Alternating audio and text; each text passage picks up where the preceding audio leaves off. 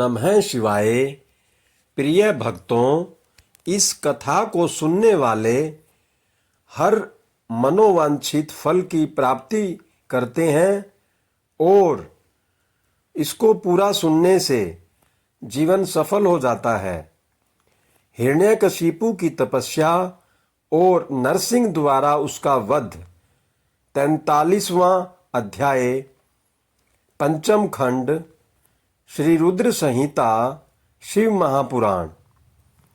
सनत कुमार जी बोले, हे व्यास जी, 12 रूपधारी श्री हरि विष्णु द्वारा अपने भाई हिरण्याक्ष का संहार किए जाने से हिरण्यकशिपु बहुत दुखी और क्रोधित तो था ही, अतः उसने अपनी असुर सेना को देवताओं का संहार करने की आज्ञा दी तथा अपनी विष्णु भक्त प्रजा को भी दंड देने के लिए कहा।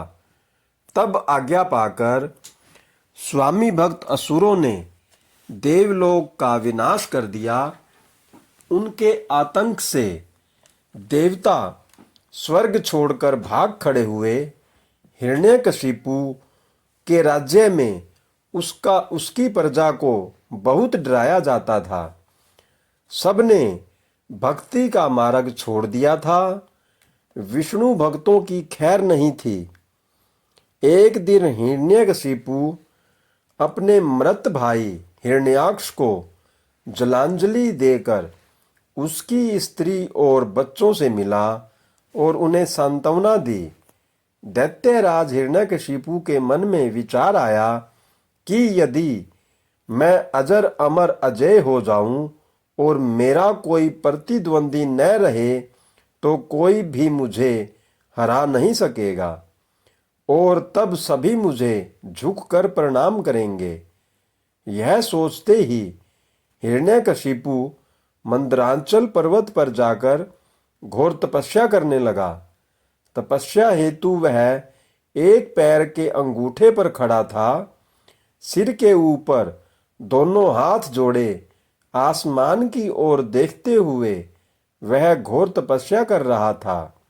इधर जब हिरण्यकशिपु तपस्या में लीन था तो देवताओं ने असुरों से अपना राज्य छीन लिया। वे आनंद पूर्वक अपना राज्य करने लगे। हिरण्यकशिपु की तपस्या का तेज दिन प्रतिदिन बढ़ता ही जा रहा था।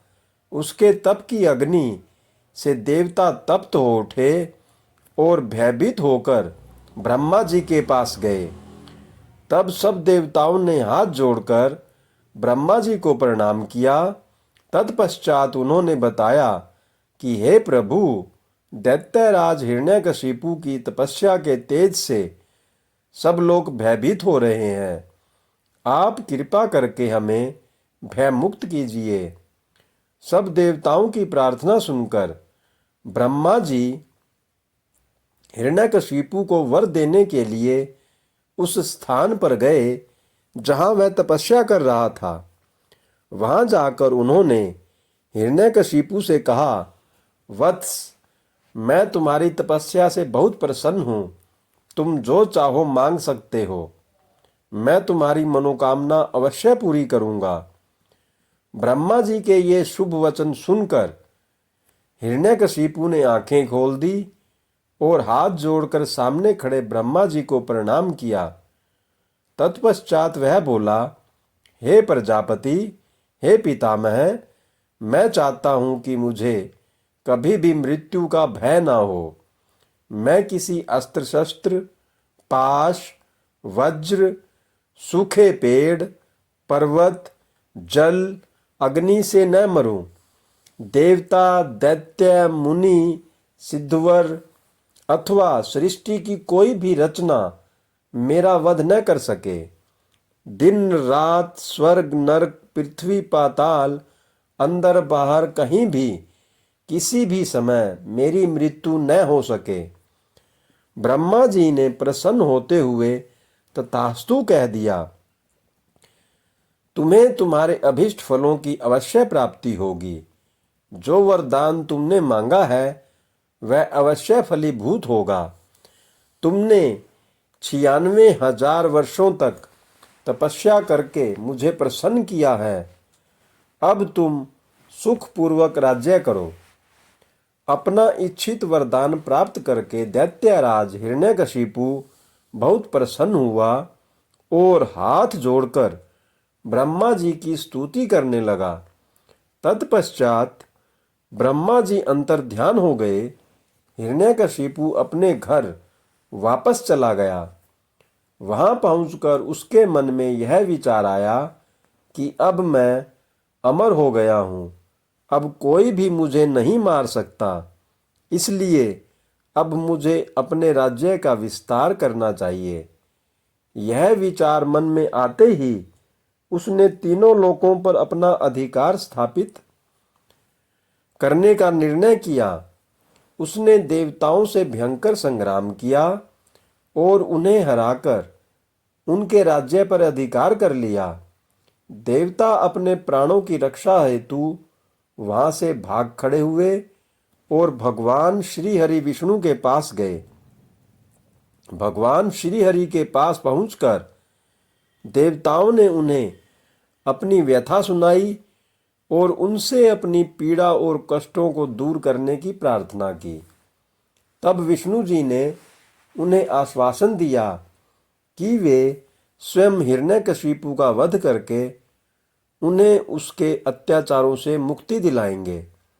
भगवान विष्णु के आश्वासन पर देवता उन्हें धन्यवाद देकर वैकुंठ लोक से वापस आ गए।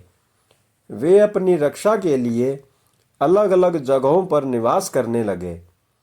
उधर श्री हरि विष्णु ने देवताओं को उनके कष्टों से मुक्ति दिलाने हेतु दैत्यराज हिरण्यकशिपु का संहार करने का निश्चय किया, परंतु ब्रह्मा जी द्वारा दिए गए वरदान को भी उन्हें पूरा करना था।